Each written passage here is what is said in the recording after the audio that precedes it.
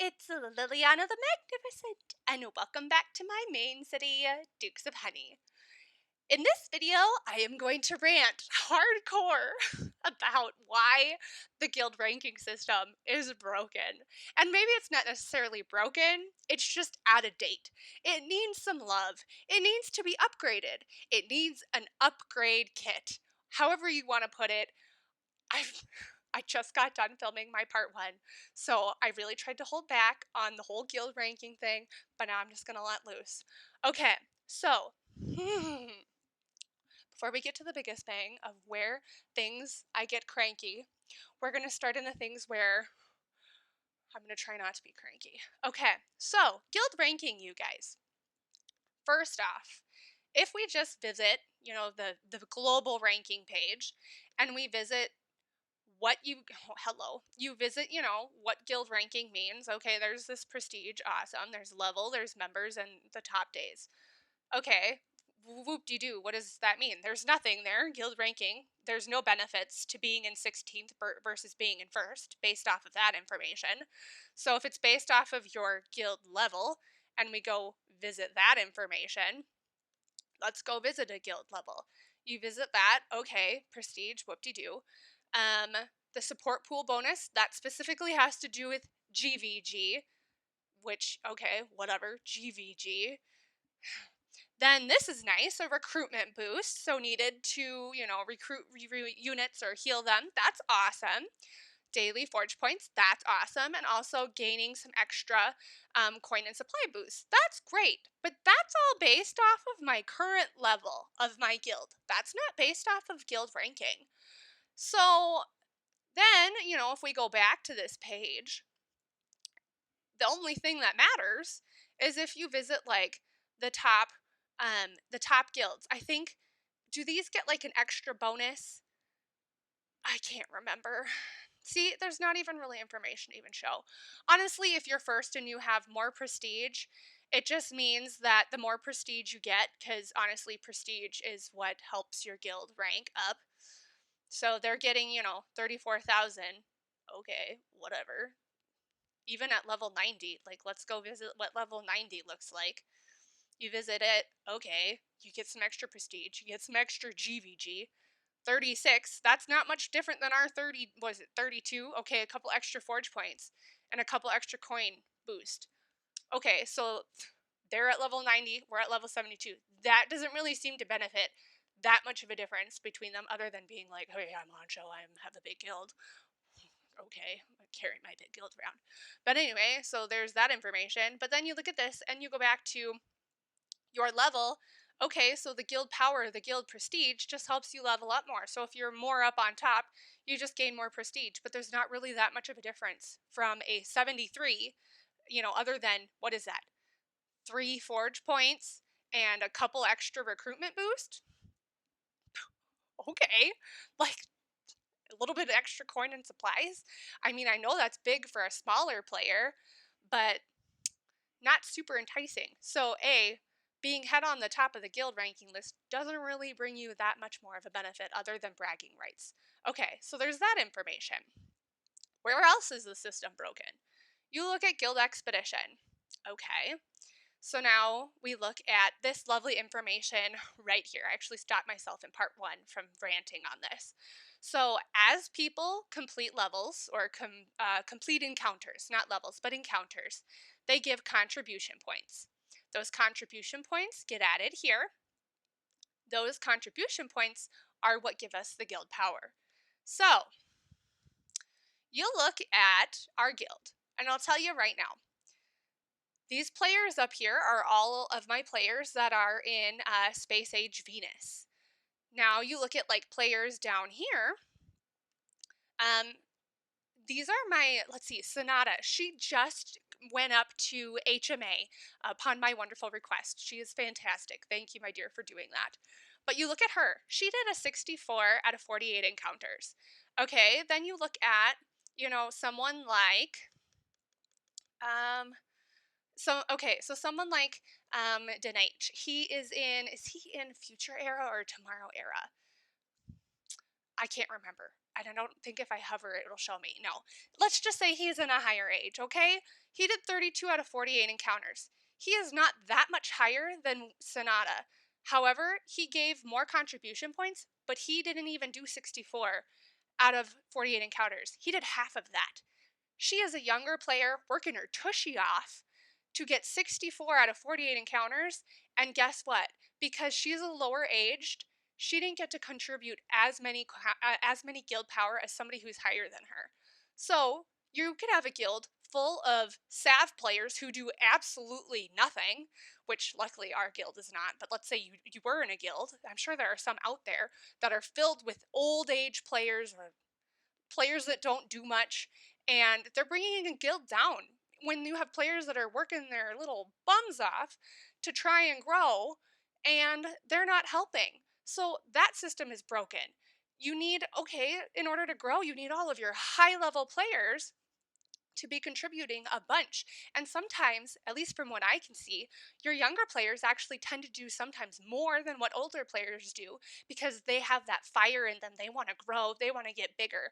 And so that system is broken because it's not rewarding the smaller players for the hard work that they do. Not to say our big players, I mean, my big players are fantastic. I mean, look at those numbers. I mean, I have nothing to complain about. My guildmates are utterly fantastic.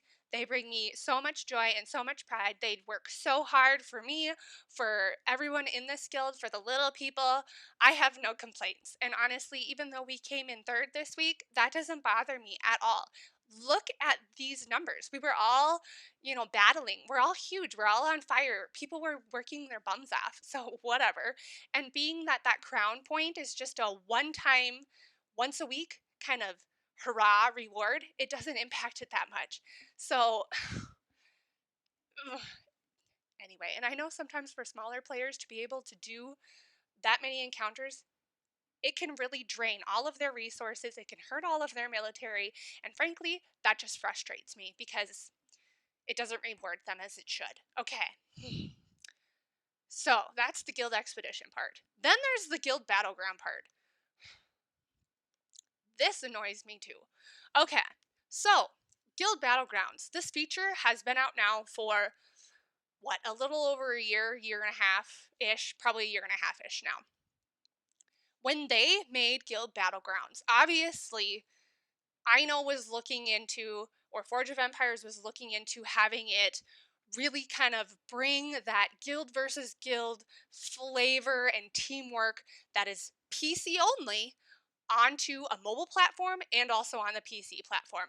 However, when they did it, they did not impact this guild power, guild prestige enough to combat guild versus guild. So, you have a guild like me who has been in Diamond League at 1,000 league points for practically a year. People work their bums off. They're here hours upon hours. GBG honestly is like its own stinking full-time job because it is way too long in my personal opinion. I get that it has a lot of rewards, and I don't think players that aren't in leadership don't realize how much work we do to get them what they need, and it drains you and it is exhausting. And I know didn't intend it to be that way, but that's just what it turned into. It turned into a big farm fest. And I know that some worlds are better and they do free for alls and stuff, but not all guilds do, not all worlds do. The way of the game here is that farming aspect. And yeah, you get a lot of rewards from it. It's a lot of, fun and interacting with other guilds, but there's so much behind the scenes that if you're not a leader, you don't see that kind of hard work that goes in behind the scenes. And honestly, it's a drain on guild treasury, which I know also intended that. You have all these big treasury things, you need to be able to use them for something. So obviously people are using them for GBG, but I don't know. That's a whole different rant. The fact that it's just way too long.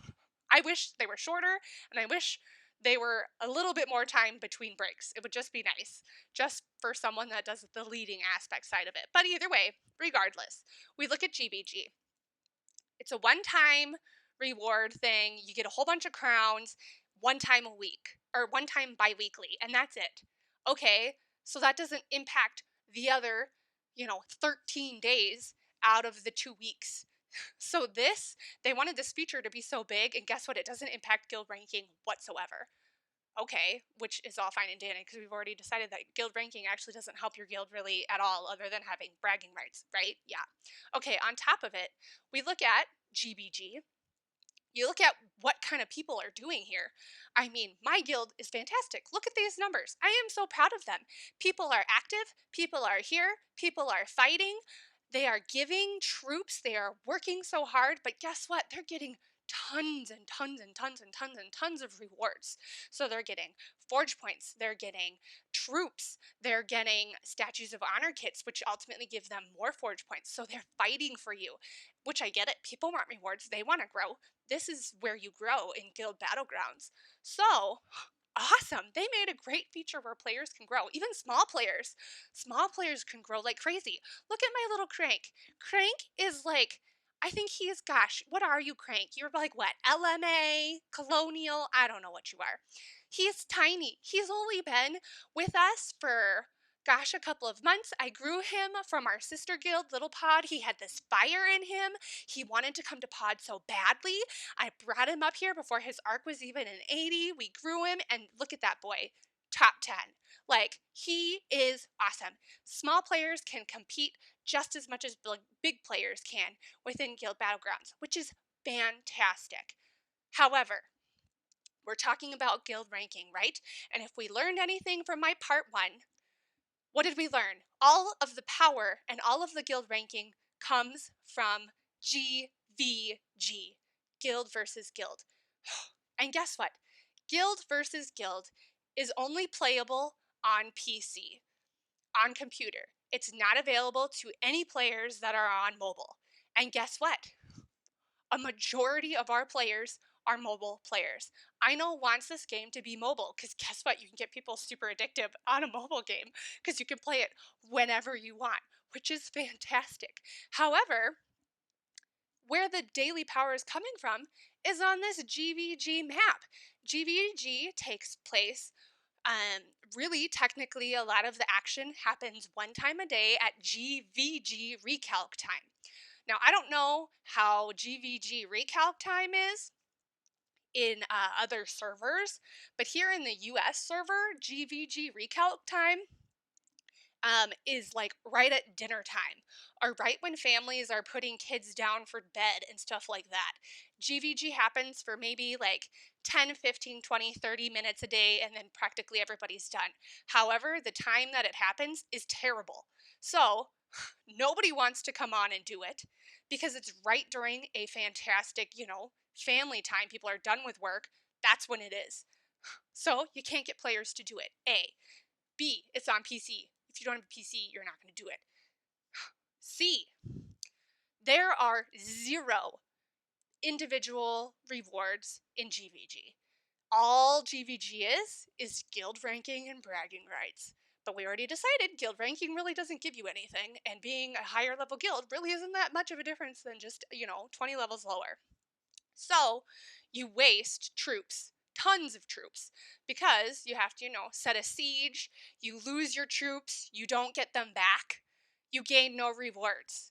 You gain nothing other than for your guild. So trying to convince people to do GVG when there are no rewards and you just lose troops, who wants to do that?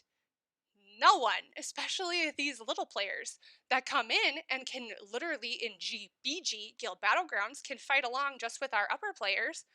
Of course they're going to do that, but then you ask these little players to do something like this, or even do like a lower age where their age is, they're not going to fight for you. They don't do it. So it's really hard to bring in new players to the game and ask them to do GVG when there's a GBG. So the only players now that do GVG are our longtime players that have been playing for like 4 whatever years. So those are the players that do GVG, and they're super committed. However, they are such a minority. They're so small, and because there's so few of them, they flock to the top GVG guilds, which per server, there's not very many of them. There just aren't. there are not very many GVG guilds, but they stick together and they stay in those. And so those guilds tend to be the ones that are always on top. They hold the most land, they control everything, thus they're on top. But it makes people that are not GVG guilds have a really hard time. Because A, you can't recruit GVG players because there just aren't very many of them. And like I said, they flock to certain guilds and they stay together. And you can't grow them because there's nothing to compete with in GVG. It baffles me. So you even have, okay, now you have a couple of people like my guild. We've been having a couple of us dabble in GVG. Here's the other issue. If you try to dabble at all in GVG and you try to get into any eras or hold land or things like that, these guilds that have been around for a really long time are very protective and feel very ownership of these are our sectors. We hold on to them. We own them. They are ours. And if you try to go after them and try to take some from them, oh boy, do they make your life a living heck. They'll fight you. You get nasty messages. There's so much drama that then instigates. GVG is just a whole drama fest. And it's just not fun, and it's literally not worth it. Okay, you want to be a top ranking guild, great, then your life is just filled with drama and negativity and nasty PMs and people being rude to each other and get off my land and blah, blah, blah, blah. It's ridiculous. Just ridiculous. Okay, let me see if I covered the things that I wanted to with that. Okay, yes. I think that's all. Along with it, too, GVG is a huge drain on treasury goods. And a lot of guild mates as well, when you say you want to use treasury for GVG, they're like, no, we want it for GBG, which absolutely I agree with. GBG is where a majority of players lie, and thus we need to be tailoring to them. So, treasury goods should be going to GBG too.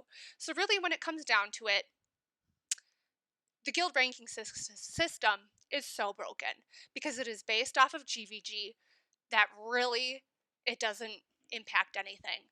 And I mean, I know it shouldn't matter, but when you have people that are hungry to be number one, which people are, this is a war game. Yeah, I get it. And plus, people are competitive. They want to be number one. It's just nature. I mean, we all do. We want to be in a top ranking thing. And yet, in a broken system where if you can't get people to do something in GVG, and I'm not going to force people to do it, and people ask me all the time, how do you get people to recruit in GVG? How do you do this? I don't know. I'm struggling with that. And frankly, I'm like burnt out over it too because it's just too dramatic. It's not very much fun. And it's a very small group. You know, when you've got a guild of 75 people and like 2 or 3 do it, it's fine if you can hold land uncontested and there's nobody warring with you and you can just sit there with your 2 people that do it and you can hold, 80 whatever sectors in something, just the 2 of you. However, if, you're in a different guild and you do a war, oh my gosh, 2 people cannot go up against these long-term standing guilds that have 20 or 30 people on together at night. It just doesn't work. So then it's a defeating losing cause from the get-go. It just sucks. Then, on top of it too, there's this weird line in the sand. I know I'm like actually not, I'm more so ranting, but I told you this was going to be a rant, you guys. There's this weird line in the sand where if you make enemies in GBG, then they want to make you a GVG enemy and they'll make your life just miserable in GVG. And then you can't hold any land because of something that happened in GBG. Or if something happens in GVG, vice versa, those people will be like, oh my gosh, well now we're going to go to war with you on GBG too. So there's all of this stupid ownership that happens too. People can't divorce these 2 from each other, which they are, because obviously GVG cares and matters way more than GBG. And you can have a guild that is strong in GBG, but not strong in GVG because none of the players do it. My guild is super strong in GBG. We can freaking own a map like no other. But now in GVG, we suck. Now, there are guilds that are fantastic GVG guilds. I mean, utterly fantastic. They will have 20, 30 people on a night, even like in the teens, tens, whatever. They own it. They are high in the guild ranking. And then some of those, or, they're quiet, or they just own a bunch of land. And then you get them in GBG and they suck. They can't even, like, it takes them like 5 hours to take one sector. It's ridiculous. So, I mean, the systems do not match. And I can try to let it go, but for a guild that, people desire to want to be a top ranking guild and you tell them, sorry, you guys, we're just not going to. Do you want to get rewards in GBG or do you want to give everything to GVG and get nothing? They choose GBG every time. So, and this was honestly stemmed from a conversation that we had in our guild today. And I have to go where my guild goes. And frankly, I'm with them too. I would rather provide for my guild and give people rewards because my theory is all about helping and growing people. That's what I love. I love seeing people grow. I love seeing players get excited and look at me, look what I can do now in GBG. I can fight along with you. And that just makes me so happy. And I'm not going to force people to do something and to get into something else. And that's where I'm at. And it sucks because I know how awesome my guild is. And I'm not saying that to like toot my horn or anything, but I know because I see the work that my guild mates do. I see the support. I see how awesome they are. And whew, calm down, pull it. Sorry.